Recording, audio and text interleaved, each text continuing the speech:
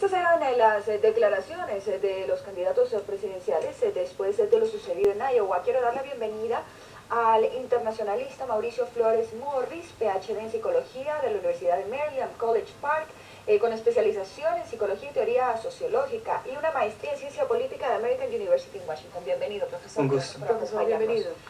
¿Qué se puede analizar de esta primera fase de las elecciones primarias que se dan en Estados Unidos? Es un proceso bastante interesante. Por un lado, el número de electores que se logró en Iowa es bastante pequeño. La ventaja entre el primero y el segundo candidato es solo un elector, de 8 que obtuvo Cruz a 7 que obtuvo Trump y que obtuvo Rubio. Así que la diferencia electoral no es grande. Lo que es importante es el impacto que tienen los medios de prensa. Lo que es importante adicionalmente es el tipo de donaciones que reciben. Lo que es importante es el impulso que reciben de las diferentes élites de los partidos políticos. Así que en este momento se está iniciando las elecciones, es como si estuviéramos en el minuto 2 de un partido de fútbol. Pero ya se ve la alineación y lo que puede llegar a pasar en un futuro cercano. ¿Y por qué son tan importantes estas primarias? Es decir, si es un proceso tan largo, ¿por qué tan relevantes? Hay muchos factores. Para nosotros en la academia son importantes porque las cosas que se van a hacer electoralmente en los próximos 4 años en todo el mundo parten desde lo que sucede en Estados Unidos por la cantidad de recursos. Por otro lado, es bastante importante porque es un proceso de consolidación de los partidos políticos en Estados Unidos, donde diferentes agendas están en juego y se define lo que va a pasar. No, al ser tan largas no hay mucho desgaste para los candidatos. Lo hay, pero están preparados para eso. Ellos vienen de un proceso de preparación bastante largo que se inició hace 6 meses. La gente está preparada para eso, las partes de financiera y los medios están preparados para eso. Y es un proceso bastante útil y saludable porque cualquier falla que ellos tengan, cualquier elemento negativo que ellos tengan, va a salir a flote ahora y no después de que son electos. Pero también este mismo elemento negativo, estas fallas pueden superarse. Al ser tan extenso, la gente puede en cierto punto llegar a olvidar, pasar la página y continuar. Sí, no, eso es una parte importante, el manejo de crisis es algo que nosotros estudiamos en la Javeriana, de cómo se maneja una crisis, pero también sabemos que una crisis una vez existe, va a volver. Es como un caso de infidelidad en una pareja. Una vez que se comete la infidelidad, 4 años después se lo pueden sacar y puede tener efectos aún mucho más fuertes que al principio.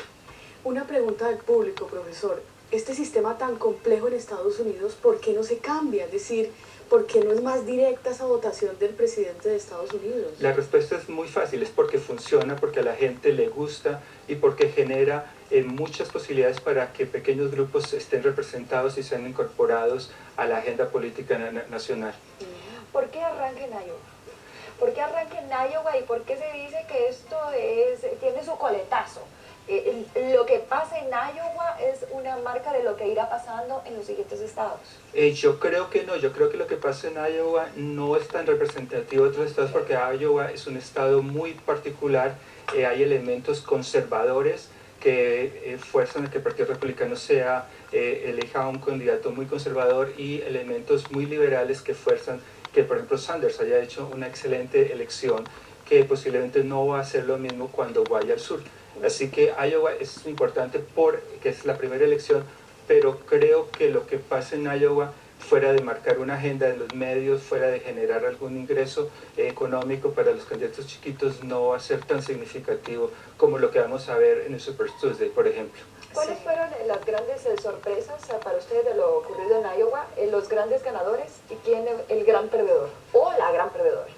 Una sorpresa ha sido Trump porque él no ha logrado convertir los seguidores en votos. Eso es algo que él tiene que resolver pronto porque en las encuestas le está marcando muy alto, pero en las elecciones él no lo está haciendo.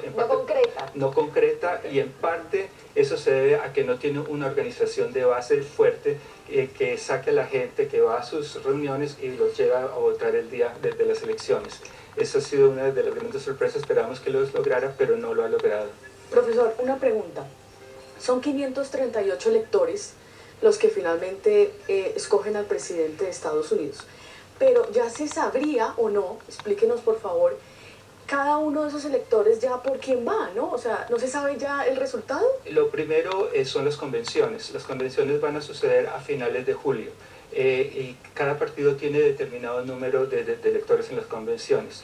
Para el candidato republicano, él necesita lograr 1.236 votos. Y para el candidato demócrata necesita lograr 2.446 votos. Entonces, en ese momento están empezando a recolectar esos electores. Lo que tú hablas son de las elecciones finales, que son las generales, ahí sí son 500 y pico de electores que se requieren, pero en ese momento las elecciones están concentradas en buscar los electores de cada uno de los partidos. Y ahí tenemos los delegados, que son los que se eligen de cada uno de los cada uno de los estados, y hay un grupo de personas que se llaman superdelegados, que son personas que representan al estatus, al establishment de cada partido. En el caso de los republicanos son 150, en el caso de los demócratas son 718. Profesor, le queremos dar las gracias brevemente.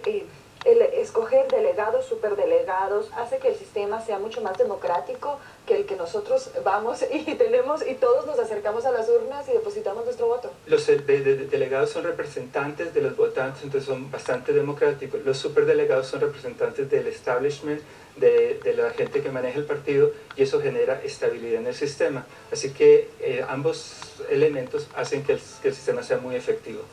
Esperamos entonces, la próxima semana es en New Hampshire, ¿no? New Hampshire es el martes. El martes. Muy posiblemente Sanders va a ganar porque él puede traer mucho de su maquinaria política que está al pie en Vermont, y posiblemente él va a llegar a ganar, lo que no posiblemente se va a repetir luego en el sur.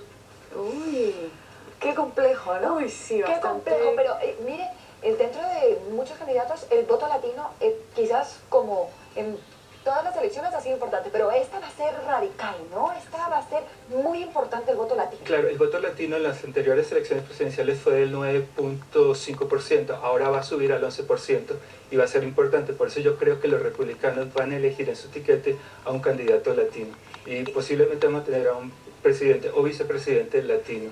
Profesor, y un dato importante, muchos de los candidatos actualmente hablan español. Sí. Claro, eso es algo buenísimo. Y su discurso, ¿no? Exactamente, están mucho más cerca de la comunidad latina y eso significa que están mucho más cerca de nuestros países. Bueno, muchísimas gracias, profesor. Gina, vámonos a la pausa, ¿le parece? Regresamos enseguida. Esto es Amanece Colombia.